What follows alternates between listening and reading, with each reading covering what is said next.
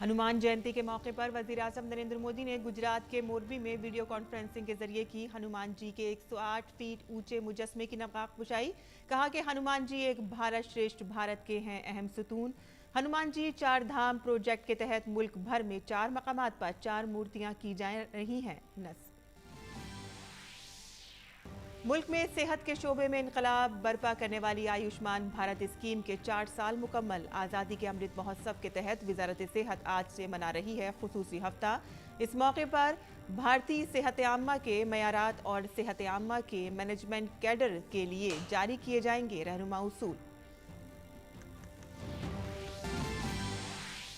मरकजी वजीर भूपेंद्र यादव ने बीजेपी की प्रेस कॉन्फ्रेंस से किया खिताब। कहा कि वजीर आजम की क़यादत में पिछले 7 सालों में समाज के तमाम तबकों को जोड़ने और उनमें अज़्म और एतमाद को बढ़ाने के लिए बहुत से प्रोग्राम और स्कीमें की गई हैं नाफिज।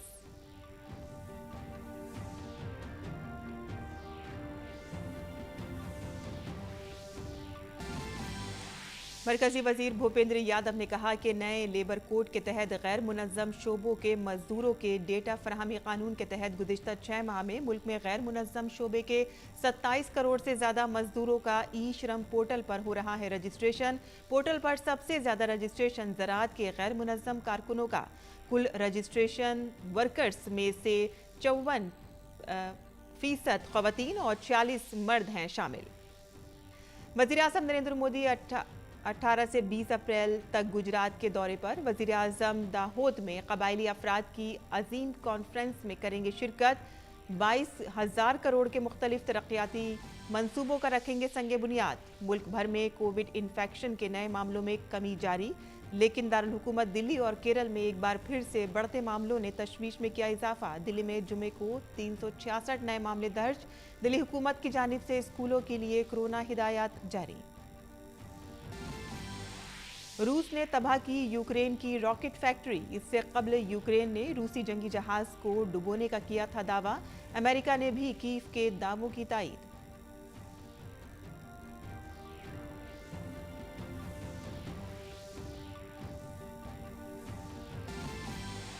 आईपीएल में लखनऊ सुपर जायंट्स के खिलाफ मुंबई इंडियंस का मुकाबला जारी। दूसरे मैच में बेंगलुरु का मुकाबला दिल्ली से।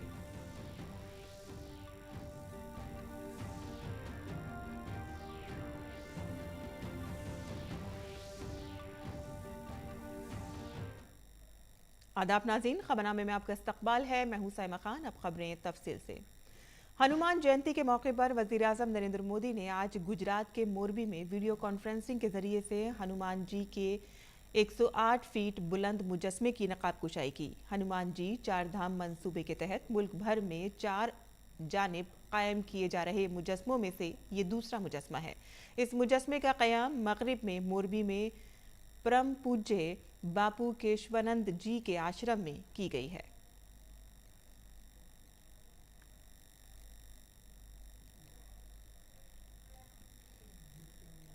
हनुमान जी अपनी भक्ति से, अपने सेवा भाव से सबको जोड़ते हैं। हर कोई हनुमान जी से प्रेरणा पाता है। हनुमान वो शक्ति और संबल है जिन्होंने समस्त वनवासी प्रजातियों और वन बंधुओं को मान और सम्मान का अधिकार दिलाया। इसलिए एक भारत श्रेष्ठ भारत के भी हनुमान जी एक अहम सूत्र है। इस मौके पर अपने खिताब में वज़ीर-ए-आज़म नरेंद्र मोदी ने कहा कि हनुमान जी अपनी भक्ति से, अपने खिदमत के जज्बे से सबको जोड़ते हैं। हर कोई हनुमान जी से तहरीक पाता है।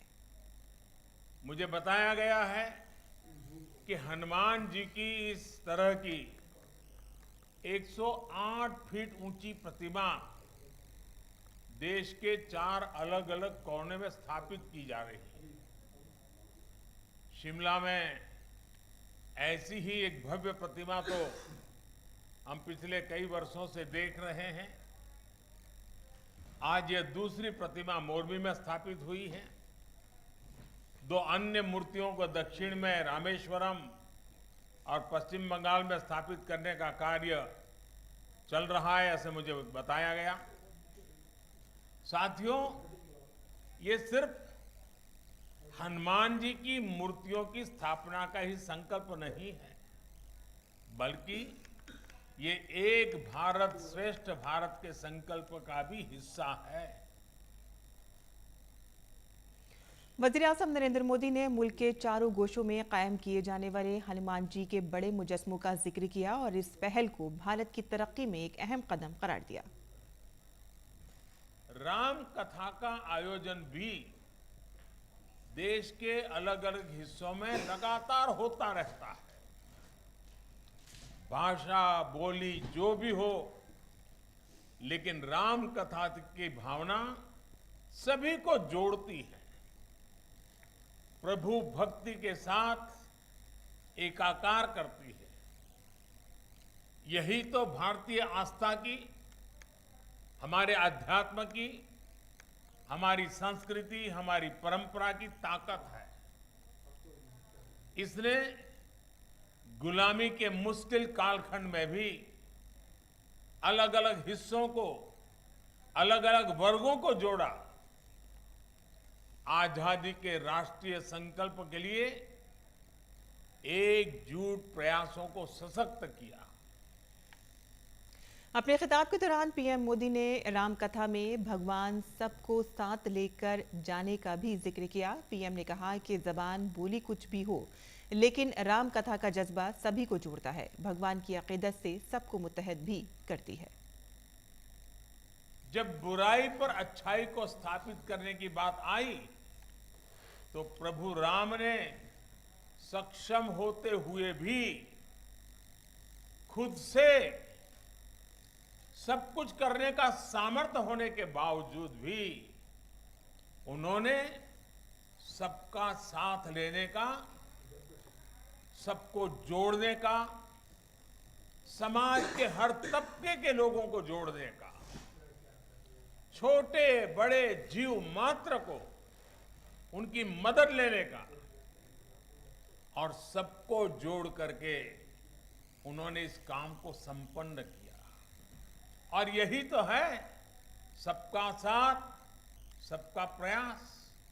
ये सबका साथ सबका प्रयास का उत्तम प्रमाण प्रभु राम की ये जीवन लीला भी है।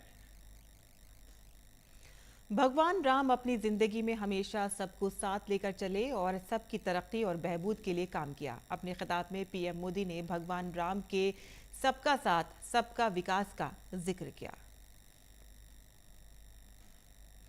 वज़ीर-ए-आज़म नरेंद्र मोदी ने गैर मुनज़्ज़म मजदूरों के ताउन को मुल्क की तरक्की में अहम करार दिया। वज़ीर-ए-आज़म नरेंद्र मोदी ने ट्वीट किया कि मुल्क की तरक्की में हमारे गैर मुनज़्ज़म मजदूर भाइयों और बहनों की शिराकतदारी बहुत अहम है। हमारी हुकूमत हमेशा ऐसे करोड़ों मजदूरों की जिंदगियों को आसान बनाने की कोशिश भी करती रही है। इन स्कीमों ने जहां उनके समाजी तहफ़्फ़ुज़ को यकीनी बनाया है, तो वहीं वबाई अमराज के दौरान भी मदद के लिए बहुत से इक़दाम किए गए। मोदी हुकूमत ने गैर मुनज़्ज़म शोबे के मजदूरों से मुतालिक कई फलाई इक़दाम किए हैं। वज़ीर-ए-आज़म नरेंद्र मोदी ने भी इस ट्वीट में एक तस्वीर शेयर की है, जिसमें उन्होंने गैर मुनज़्ज़म शोबे के मजदूरों के मफाद में हुकूमत की तरफ से किए गए बड़े इक़दाम का जिक्र किया है। वज़ीर-ए-आज़म ने समाजी तहफ़्फ़ुज़, शमूलियत पर मबनी तरक्की के उन्वान से इस तस्वीर में हुकूमत के इक़दाम का जिक्र किया है। आइए देखते हैं कि मजदूरों के मफाद के लिए जो इक़दाम किए गए हैं उनके अहम नुकात।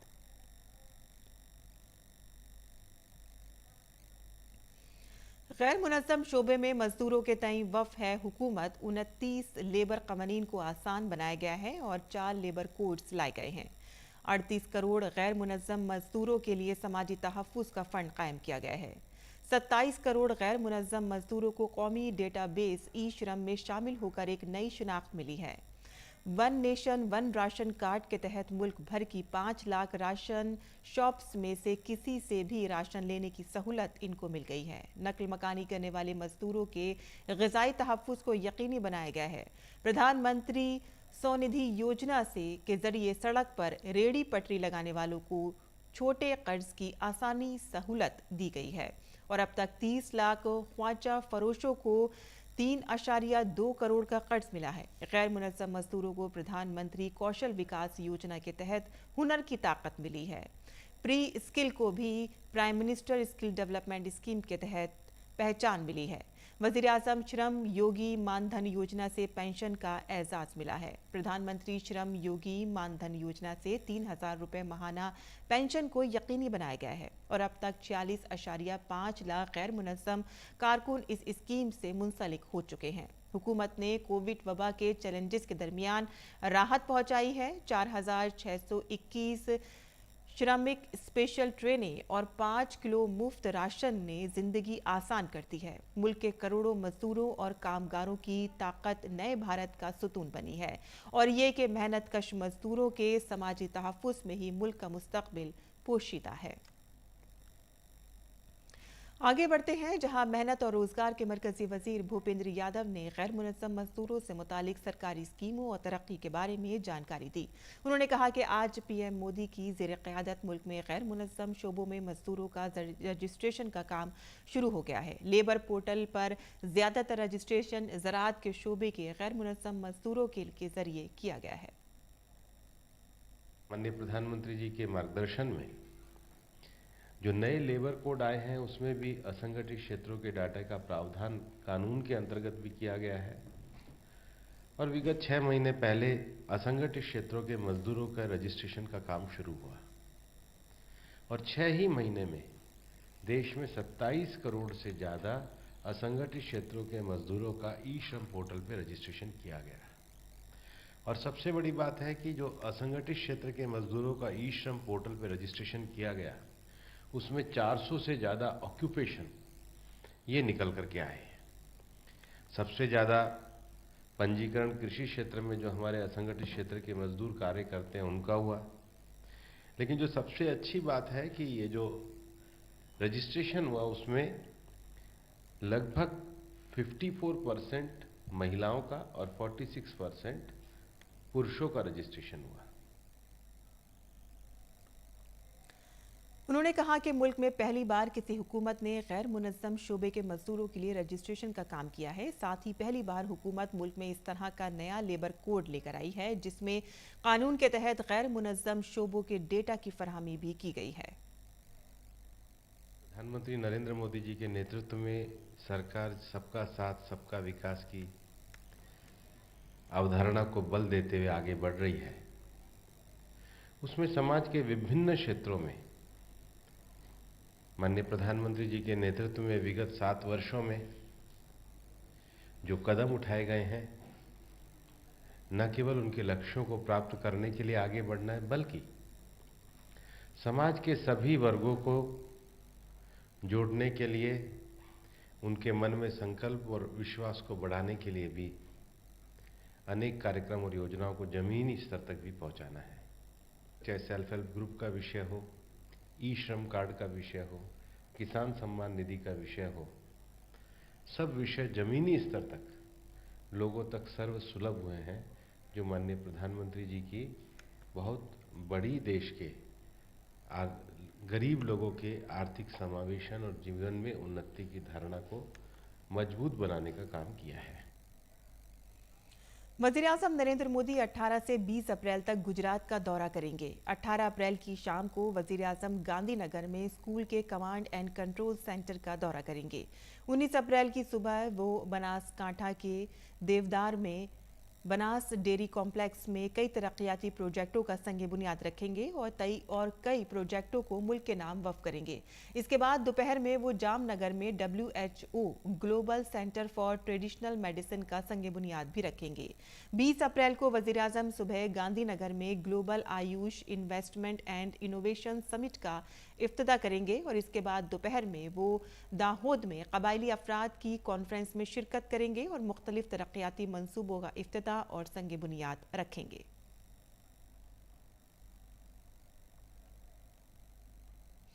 आयुष्मान भारत स्कीम के 4 साल मुकम्मल होने के मौके पर मरकजी वजीर सेहत मनसुख मांडविया ने मुल्क भर में 1 लाख मराकिज पर ई संजीवनी टेली कंसल्टेशन सहूलत का आगाज किया।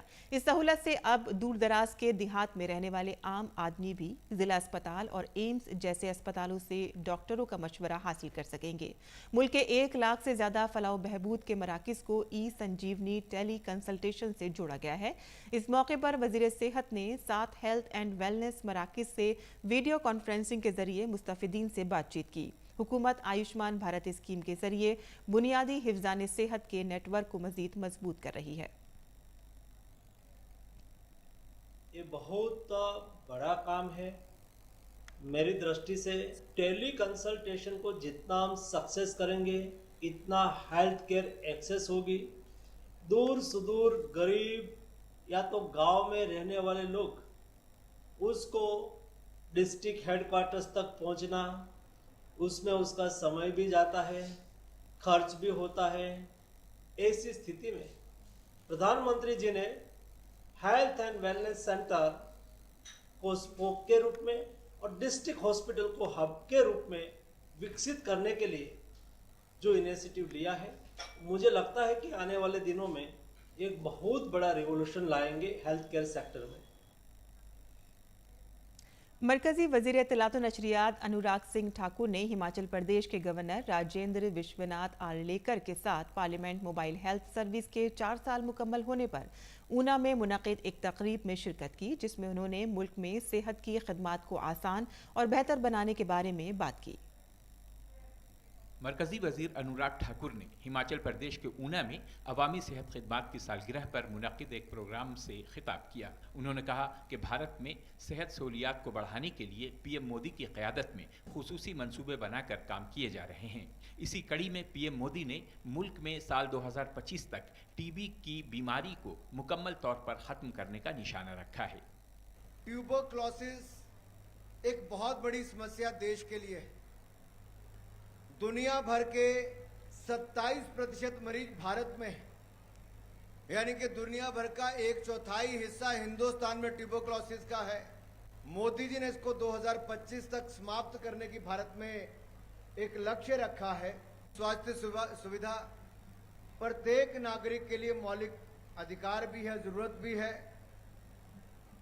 और डॉक्टरों की उपलब्धता कम होना, सुविधाएं कम होना, दूर दराज इलाकों से स्वास्थ्य सुविधाओं की पूर्ति करने के लिए जिला मुख्यालय पर आना, ये अपने आप में एक बहुत बड़ी चुनौती थी, लेकिन हमने उसको पार करने का काम भी किया है।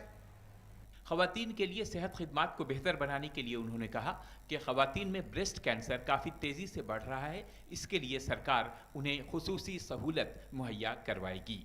जो ब्रेस्ट कैंसर है ये बहुत तेजी के साथ बढ़ रहा है। अधिकतर महिलाओं में अगर आप देश और दुनिया भर के ट्रेंड देखेंगे, ब्रेस्ट कैंसर की शिकार बहुत सारी महिलाएं हो रही हैं। हमने जब ब्रेस्ट कैंसर की जांच करने की शुरुआत की, और वो केवल प्राथमिक जांच थी, उसमें जो हमने महिलाओं की जांच की, जो पहली 3 महिलाएं निकली, जब वो अपना मेमोग्राफी टेस्ट कराने गई तो तीनों को ब्रेस्ट कैंसर निकला, और समय पर उनको हमने चिन्हित कर लिया था, जांच कर ली थी, तो आज वो सारी बहनें ठीक भी हो गई हैं और अब स्वस्थ होकर अपना जीवन व्यतीत कर रही। मरकजी वजीर अनुराग सिंह ठाकुर हिमाचल प्रदेश के ऊना में सांसद मोबाइल स्वास्थ्य सेवा के 4 साल मुकम्मल होने पर मुफ्त सेहत कैंप के इनेकाद के प्रोग्राम में हिस्सा लेने के लिए रियासत में हैं। Bureau report, DD news Urdu खबरें। और मणिपुर में क़दार में वापसी के 1 माह बाद बीजेपी की क़यादत वाली हुकूमत ने आज काबीना में तौसीक़ की। बीरेन सिंह हुकूमत में आज 6 नए वुज़रा शामिल हुए। मणिपुर के गवर्नर ला गणेशन ने 6 नए वुज़रा को ओहदे और राजदारी का हलफ दिलाया। जिन वुज़रा ने आज हलफ लिया उनमें से 5 बीजेपी और 1 इत्तेहादी नागा पीपल्स फ्रंट NPF से हैं। नए वुज़रा में बीजेपी के सीनियर लीडर और साबिका बीजेपी हुकूमत में वजीर लेप्टाओ हाकेप, साबिक IPS अफसर और साबिक मरकजी वजीर चोबा सिंह के बेटे बसंत सिंह शामिल हैं। 3 नौजवान लीडरान doctor S Ranjan Singh, L Susendro Meitei और H डेंगो सिंह भी मणिपुर की नई काबीना का हिस्सा बने। NPF के कासिम वसीम ने भी वजीर की हैसियत से हलफ लिया। इस तौसी के साथ ही रियासती काबीना में वुज़रा की तादाद 12 हो गई है, जिनमें बीजेपी के 10 और एनपीएफ के 2 वुज़रा शामिल हैं। काबीना में ये तौसी एन बिरेन सिंह के मुसलसल दूसरी बार रियासत के वज़ीर आला का ओहदा संभालने के 1 माह के अंदर हुई है। मिस्टर सिंह और दीगर 5 वुज़रा ने 21 मार्च को हलफ लिया था। काबिल जिक्र है कि बीजेपी ने 60 रुकनी असेंबली में 32 सीटें जीतकर असेंबली इंतखाबात में कामयाबी हासिल की थी।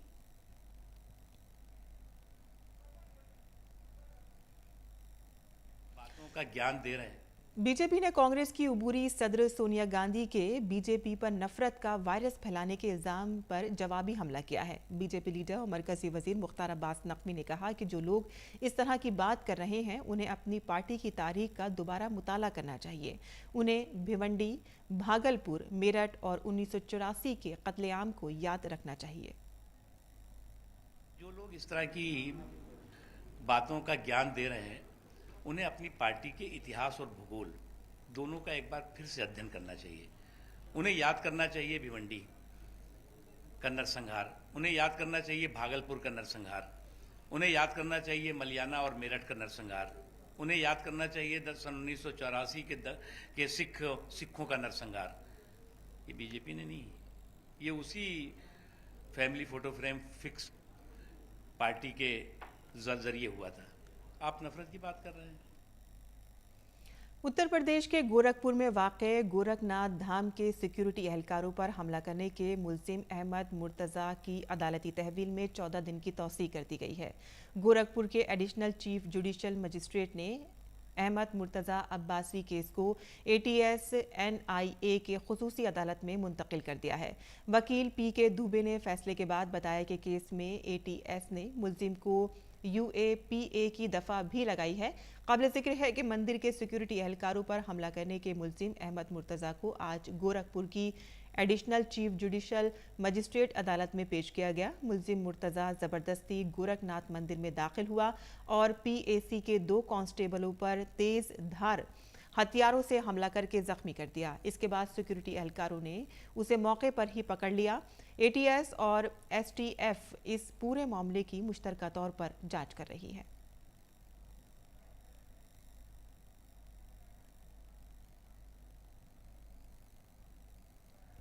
जद्दोजहद जितनी बड़ी होगी जीत उतनी ही शानदार होगी। ये मंजर पटना के गंगा घाट का है, जहां हजारों तलबा खुले आसमान के नीचे गंगा के किनारे अपने रोशन मुस्तकबिल के लिए मेहनत कर रहे हैं। यहां सिर्फ बिहार के ही नहीं बल्कि मुल्क के कोने कोने से आए तलबा हैं जो सरकारी मुलाजमत पाने के ख्वाहिशमंद हैं।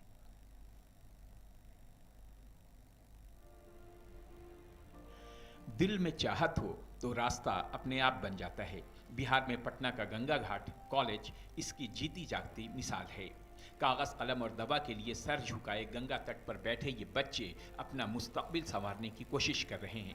ये बच्चे सरकारी नौकरी पाने के लिए बेताब हैं। ये खुले आसमान के नीचे ठंडी हवा में बैठकर जिंदगी के मुश्किल सवाल को आसान बनाने की सोच रहे हैं। ये बच्चे सरकारी नौकरी पाने के लिए सुबह जल्दी उठकर घाट का रुख करते हैं। मैकेनिकल इंजीनियर SK झा इन बच्चों की रहनुमाई करते हैं। पूरे भारतवर्ष में जो 7 लाख रिजल्ट दिया गया है रेलवे के द्वारा, उसमें से जो छात्र हैं वो आपको यहाँ नजर आएंगे। यहाँ कोई किसान का बेटा है, कोई रिक्शा चालक का बेटा है, कोई किसी छोटे मोटे व्यापारी का बेटा है। गंगा घाट पर रोजाना सुबह 4 बजे से खुले में क्लास लगती है, जिसमें बिहार ही नहीं बल्कि मुल्क भर के तलबा और तालिबात हिस्सा लेते हैं। ये बच्चे रेलवे और SSC जैसे मुसाबकती इम्तहानात की तैयारी करते हैं। इस कॉलेज में समाज के सभी तबकों के बच्चे, खुसूसी तौर पर गरीब बच्चे शामिल हैं। तलबा आने वाली मुसाबकती इम्तहान के लिए कोई कसर नहीं छोड़ना चाहते हैं। ये तलबा आपस में एक दूसरे की मदद भी करते हैं। Bureau report, DD news Urdu खबरें। और बैनुल-अक़वामी खबरों में रूस ने कीव पर नए सिरे से हमले तेज करने की बात कही है। रूस ने तवील फासले तक मार करने वाले मिसाइलों का इस्तेमाल करते हुए रात गए कीव के बाहर एक फौजी फैक्ट्री को तबाह कर दिया। रूसी वजारत दिफा ने कहा है कि विजार प्लांट में हमले में एंटी एयरक्राफ्ट मिसाइल तबाह हो गए। रूस का ये हमला बहराए अस्वद में तैनात बहरी बेड़े के एक बड़े जंगी जहाज मोस्कोवा को नुकसान पहुंचाने के एक दिन बाद किया गया है। यूक्रेन ने 2 क्रूज मिसाइलों से जंगी जहाज को निशाना बनाने का दावा किया है। रूसी फौज ने कहा है कि मॉस्कोवा को आग लगने से नुकसान पहुंचा है और इस पर कोई मिसाइल हमला नहीं हुआ है। और इस दौरान रूस की वजारत दिफा ने ऐलान किया है कि बहराए अस्वद में रूस का अहम बहरी जंगी जहाज उस पर मौजूद हथियारों के जखीरे में धमाके के सबब जुमेरात को गर्क हो गया। अगरचे इससे कबल यूक्रेन ने कहा था कि उसने रूसी जंगी जहाज पर मिसाइल से हमला किया है। रूसी वजारत दिफा के मुताबिक समंदर में तूफानी मौसम होने की वजह से मॉस्कोवा को बंदरगाह की जानिब ले जाते वक्त ये नुकसान हुआ।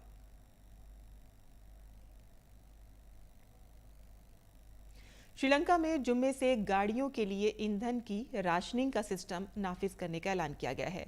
यह कदम मुल्क में बढ़ते हुए माशी बहरान के पेश नज़र उठाया गया है। दरियासना मुजाहिरीन मुल्क के माशी बहरान पर सदर गोटाबाया राजापक्षे के इस्तीफे का मुतालबा कर रहे हैं। और बुलेटिन में इस वक्त बस इतना ही। हमारी पूरी टीम को दें इजाज़त। आदाब।